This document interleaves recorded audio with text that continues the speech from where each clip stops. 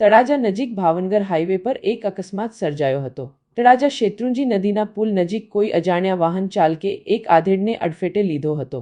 આ અકસ્માતની ઘટના બનતા લોકોના ટોળેટોળા એકઠા થઈ ગયા હતા અને ઘટનાની જાણ થતાં 108 એમ્બ્યુલન્સ સ્થળ પર પહોંચી હતી અને ઈજાગ્રસ્તને તળાજાની ખાનગી હોસ્પિટલમાં સારવાર માટે ખસેડવામાં આવ્યા હતા। ઈજાગ્રસ્ત નવી ગોરખી ગામના કાળુભાઈ નરસિંહભાઈ બાલધિયા અંદાજે ઉંમર વર્ષ 60 તરીકે ઓળખ થઈ રહી હતી।